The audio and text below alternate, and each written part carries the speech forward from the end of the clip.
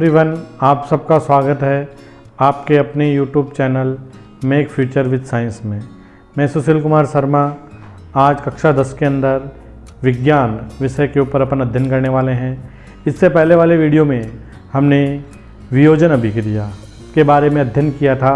वियोजन अभिक्रिया का एक प्रकार जिसके अंदर ऊष्मा वियोजन अभिक्रिया के बारे में हम लोगों ने अध्ययन किया था और उसके उदाहरण के बारे में पढ़ा था। आज अपन उसी को एक प्रयोग के द्वारा कि जो ऊष्मा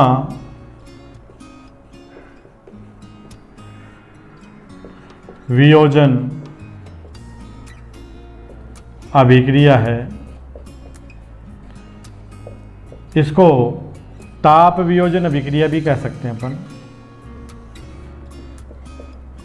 ऊष्मा या ताप वियोजन अभिक्रिया यानी ऐसी रासायनिक अभिक्रिया जिसमें एकल अभिकारक ऊष्मा या ताप की उपस्थिति में टूट करके दो या दो से अधिक प्रकार के उत्पादों का निर्माण करता है, उसे ऊष्मा वियोजन अभिक्रिया कहते हैं। इसकी परिभाषा है वो मैंने पीछे वाले वीडियो में आप लोगों को लिखवाई है, आप पीछे वाले वीडियो पर जाकर के उसको देख सकते हो। तो जो ऊष्मा या ताप वियोजन अभिक्रिया है यानी ऊष्मा या ताप की उपस्थिति में एकल अभिकारक टूट करके दो या दो से अधिक प्रकार के उत्पाद बनाता है, उसके अंदर हम लोगों ने एक उदाहरण पढ़ा था फेरस सल्फेट का। .7H2 फेरस सल्फेट होता है, उसका जो फॉर्मूला है FeSO4.7H2O, जो कि हरे रंग का क्रिस्टल होता है और जिसमें 7 जल के अणु होते हैं।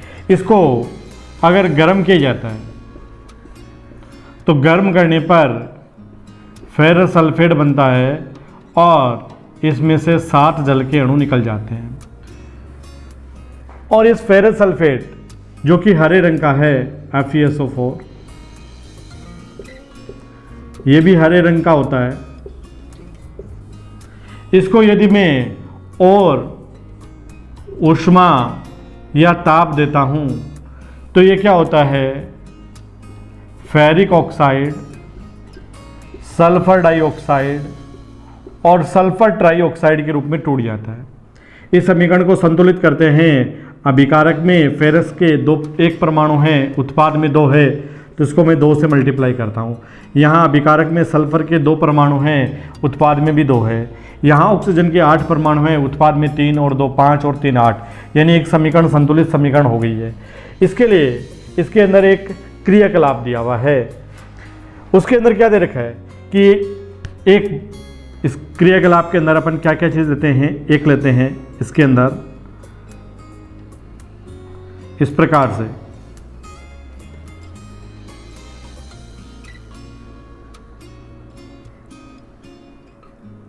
एक बर्नर ले लिया,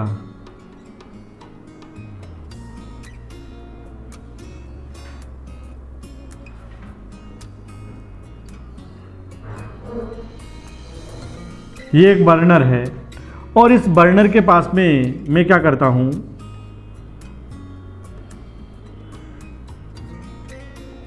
एक परख न लिए और इस परख नली को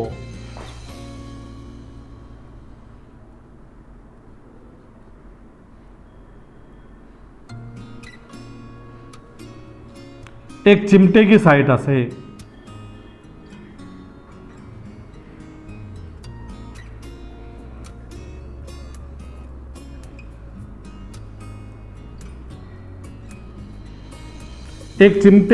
से पकड़ रखा है और इस परख नली के अंदर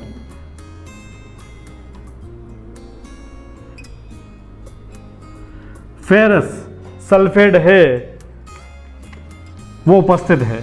इसको मैं जैसे जैसे गर्म करता हूं, इसमें से पानी है वो वाष्प के रूप में पहले बाहर निकल जाएगा और फिर इसके ऊपर से कुछ अपन को वाष्प निकलती हुई नजर आएगी। इस वाष्प को किसी भी जिसके द्वारा परीक्षण किया जाता है उसके पास में धीरे से उसकी नाक के पास लाते हैं तो तीव्र गंध एवं जलन वाली गैस निकलती है, जो कौन सी हो सकती है? सल्फर डाइऑक्साइड व सल्फर ट्राइऑक्साइड गैस होती है। एवं इसके अंदर एक भूरे रंग का प्रोडक्ट जो Fe2O3 है, जिसका नाम है फेरिक ऑक्साइड। ये एक भूरे रंग का प्रोडक्ट है, वो इसके अंदर प्राप्त होता है। तो इसके अंदर एक एकल अभिकारक था जो ऊष्मा या ताप की उपस्थिति में वियोजित होकर के क्या दो या दो से अधिक प्रकार के उत्पादों का निर्माण करता है। यही क्या कहलाती है? ऊष्मा या ताप वियोजन अभिक्रिया कहलाती है। इसको वीडियो को एक बार पॉज कीजिए और इसका एक स्क्रीनशॉट ले लीजिए। अब इसके अंदर जो दूसरा क्रियाकलाप है इसी से संबंधित है।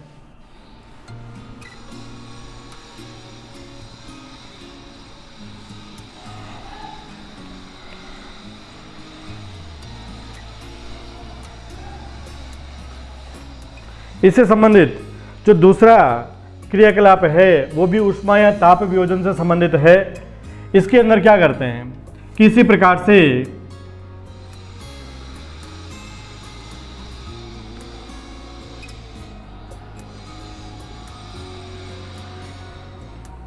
एक बर्नर ले लिया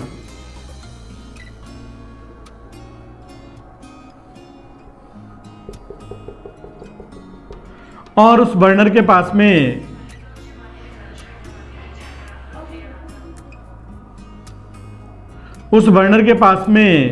ठीक उसी प्रकार से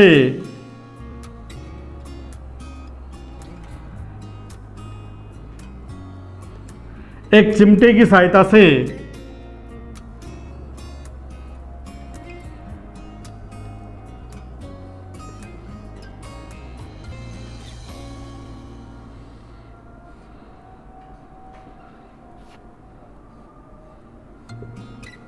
एक परख नली को पकड़ते हैं और उस परख नली के अंदर लेड नाइट्रेट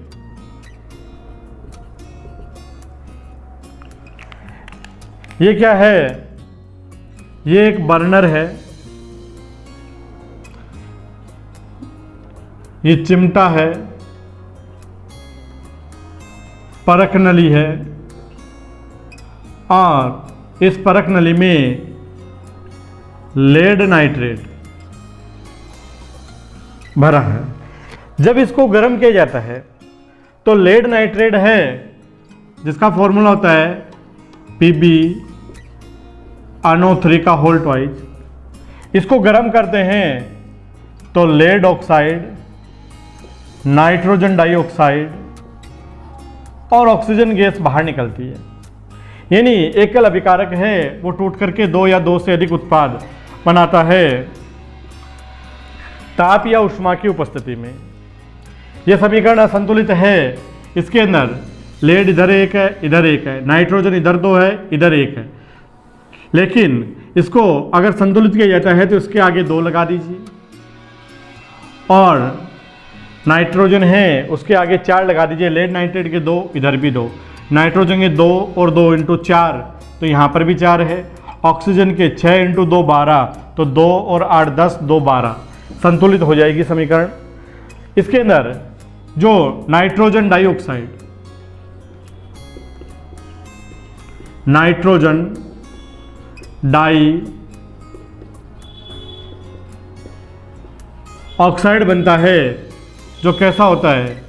एक भूरे रंग का पदार्थ है, यानी भूरे रंग की गैस है वो इसमें से बाहर निकलती है।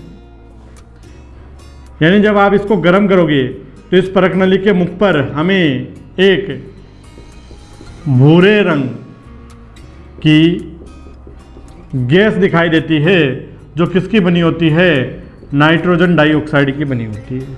तो इसके अंदर भी लेड नाइट्रेट है वो ताप या ऊष्मा की उपस्थिति में क्या होता है, दो या दो से अधिक प्रकार के उत्पादों के अंदर वियोजित हो जाता है। ये भी क्या है, एक प्रकार की ऊष्मा या ताप वियोजन अभिक्रिया है।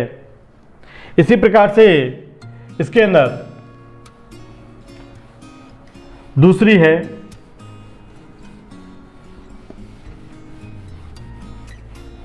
वो है विद्युत वियोजन अभिक्रिया।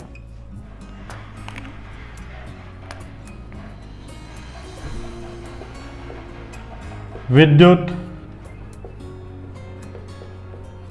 वियोजन अभिक्रिया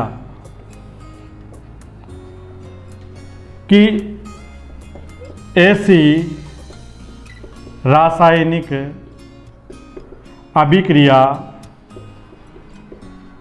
जिसमें एकल अभिकारक विद्युत की उपस्थिति में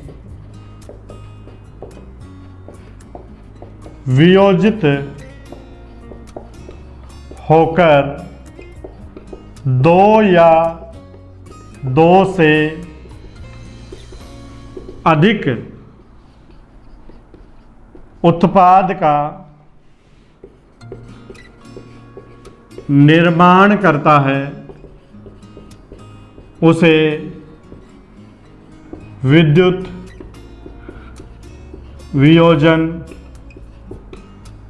अभिक्रिया कहते हैं। इससे संबंधित भी एक क्रियाकलाप है कि एक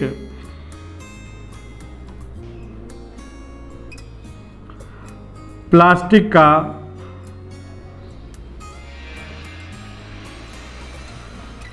का एक मग लेते हैं और इस प्लास्टिक के मग के अंदर इसके तल के अंदर दो छेद करते हैं और इन छेद के अंदर दो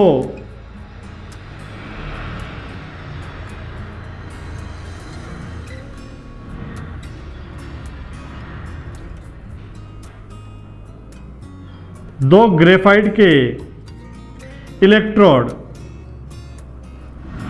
इसके अंदर लगा देते हैं और यहां पर क्या लगा देते हैं, रबर डॉट लगा देते हैं, वाशर लगा देते हैं ताकि इसके अंदर भरा हुआ पानी है वो बाहर न निकले। इन दोनों परखनलियों के ऊपर जो दोनों इलेक्ट्रोड है इनके ऊपर जल से अंशांकित भर करके दो परखनलियां लगा देते हैं और इस मग के अंदर पानी भर दिया जाता है। दोनों इलेक्ट्रोडों का जो संबंध है वो एक स्विच और एक बैटरी की सहायता से कर दिया जाता है। जो बैटरी है यहां पर 6 वोल्ट की एक बैटरी जुड़ी हुई है। इस मग के अंदर जल और कुछ बूंदे सल्फ्यूरिक अम्ल की डली हुई है। ये परखनली है जो जल से अंशांकित भरी हुई है। ये दो इलेक्ट्रोड है जिसमें से एक होता है कैथोड और एक होता है एनोड। कैथोड हमेशा ऋणावेशित, एनोड हमेशा धनावेशित होता है। अब इसके अंदर मैं जैसे ही स्विच को ऑन करता हूं, ये स्विच है, इसको जैसे ही ऑन करता हूं धारा बहती है और धारा बहने के कारण क्या होता है, इन परखनलियों के अंदर जो भरा हुआ जल है उस जल का विद्युत धारा के कारण क्या होता है, वियोजन होता है और इनमें भरा हुआ जल है उसका स्तर धीरे धीरे क्या होने लगता है, घटने लगता है। और ये प्रक्रिया तब तक करते हैं जब तक इनमें से पूरा जल है वो विस्थापित ना हो जाए और उनके स्थान पर कुछ बुलबुले निकलते हुए और यहाँ पर कुछ एयर है वो जमा हो जाती है। जब इन दोनों में से जल का पूर्ण रूप से वियोजन हो जाता है और दोनों परखनलियों के पास में 1 बाई 1 करके हम एक जलती हुई तीली ले जाते हैं। तो एनोड के ऊपर जो परखनली रखी हुई है उस परखनली पर एनोड है और कैथोड, इनके ऊपर जो परखनली रखी हुई है कि एनोड के ऊपर जो परखनली रखी हुई है उसके पास में मैं जलती हुई तीली ले जाता हूं तो वो तीली तेजी से नीली ज्वाला के साथ जलती है। तो हम कह सकते हैं कि वहां पर उसमें उपस्थित जो गैस है वो कौन सी है, ऑक्सीजन है। इसी प्रकार से कैथोड पर जो परखनली लगी हुई है उसके पास में जलती हुई तीली ले जाने पर वह पॉप ध्वनि के साथ जलती है। तो हम कह सकते हैं कि वहां पर गैस है वो हाइड्रोजन गैस है। तो इस प्रकार से जब जल है उसके अंदर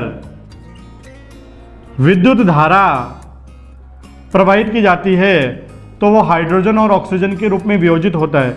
समीकरण को संतुलित करेंगे तो इसको 2 से मल्टीप्लाई करने पर हाइड्रोजन के 4 इधर भी 4 है, ऑक्सीजन के 2 इधर भी 2 है। समीकरण संतुलित है। तो जब इसको विद्युत धारा प्रवाहित करते हैं तो जो जल है वो किसके रूप में, हाइड्रोजन और ऑक्सीजन के रूप में वियोजित हो जाता है। हाइड्रोजन है वो कहाँ पर, कैथोड पर, क्योंकि हाइड्रोजन है वो धनावेशित होती है इसलिए वो हमेशा कैथोड पर ऋणावेशित सिरे पर जाएगी। ऑक्सीजन हमेशा ऋणावेशित होती है इसलिए वो हमेशा प्लस वाले सिरे पर यानी एनोड पर जाएगी। इस प्रकार से विद्युत धारा प्रवाहित करने के कारण क्या होती है कि जो जल है वो हाइड्रोजन और ऑक्सीजन गैस के रूप में वियोजित हो जाता है। आप एक बार वीडियो को यहीं पॉज कीजिए और इसका एक स्क्रीनशॉट ले लीजिए। इसके बाद में अगला बिंदु है हमारा प्रकाश वियोजन। प्रकाश वियोजन का मतलब सूर्य के प्रकाश की उपस्थिति में एकल अभिकारक टूट करके 2 या 2 से अधिक प्रकार के उत्पादों का निर्माण करता है, उसको प्रकाश वियोजन अभिक्रिया कहते हैं। तीसरा है प्रकाश वियोजन अभिक्रिया। प्रकाश वियोजन अभिक्रिया के अंदर क्या है कि ऐसी रासायनिक अभिक्रिया जिसमें एकल अभिकारक प्रकाश की उपस्थिति में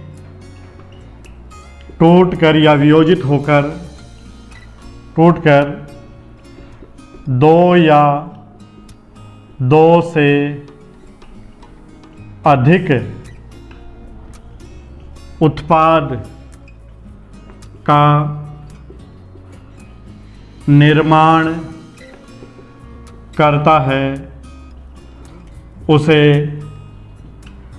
प्रकाश वियोजन अभिक्रिया कहते हैं। इसका उदाहरण है सिल्वर क्लोराइड। अगर इस सिल्वर क्लोराइड को सूर्य के प्रकाश में रखा जाता है तो ये सफ़ेद रंग का होता है, सूर्य के प्रकाश में वियोजित हो जाता है और सिल्वर और क्लोरीन गैस इसमें से बाहर निकल जाएगी। पहले समीकरण को संतुलित करते हैं। अभिकारक में सिल्वर है वो 1 परमाणु है, उत्पाद में भी 1 है। क्लोरीन का 1 परमाणु है लेकिन उत्पाद में 2 है, तो इसको 2 से मल्टीप्लाई करेंगे तो सिल्वर भी 2 हो गया, तो उत्पाद में भी इसको 2 से गुणा करना पड़ेगा। तो अब समीकरण है वो संतुलित हो चुकी है। अब इसके अंदर जो सिल्वर क्लोराइड है, जो सफ़ेद रंग का होता है, जो सूर्य के प्रकाश की उपस्थिति में वियोजित होकर के कैसा हो जाता है, अगर इसमें से क्लोरीन गैस निकल जाएगी तो इसका रंग कैसा हो जाएगा, धूसर रंग का हो जाता है। इसके लिए भी एक क्रियाकलाप है कि इसके अंदर क्या करते हैं कि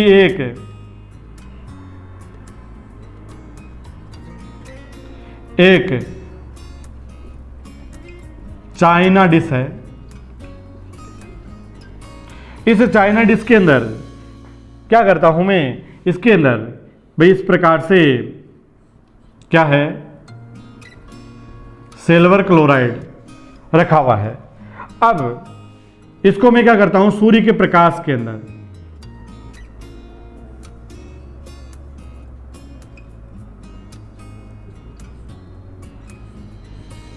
इस प्रकार से सूर्य के प्रकाश के अंदर मैं इसको रख देता हूं। ये सूर्य है, इसके प्रकाश में रखने पर जब इसके ऊपर सूर्य का प्रकाश गिरता है तो सूर्य का प्रकाश गिरने के कारण इसमें से सिल्वर क्लोराइड में से क्लोरीन गैस बाहर निकल जाएगी और इसका रंग है वो धूसर हो जाता है। इस प्रयोग को अपन एक अन्य प्रकार से भी समझ सकते हैं कि मैं इस सिल्वर क्लोराइड का जो प्रोडक्ट है इसके ऊपर मैं क्या रख देता हूं, इसके ऊपर इस प्रकार से कोई सिक्का रख दिया और फिर इसको सूर्य के प्रकाश में रखा और सूर्य के प्रकाश में रखने पर इसका पुनः रंग है वो धूसर हो जाता है।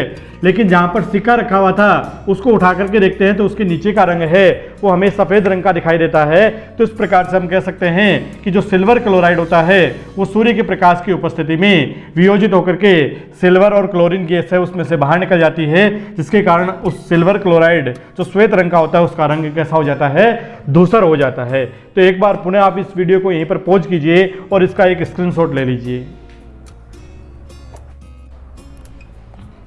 तो आज के वीडियो में बस इतना ही। जिनको ये वीडियो पसंद आया है वो हमारे वीडियो को ज़रूर लाइक करें, कमेंट करें और ज़्यादा से ज़्यादा शेयर करें। मिलते हैं अगले वीडियो में नए टॉपिक के साथ। तब तक के लिए धन्यवाद। Good bye.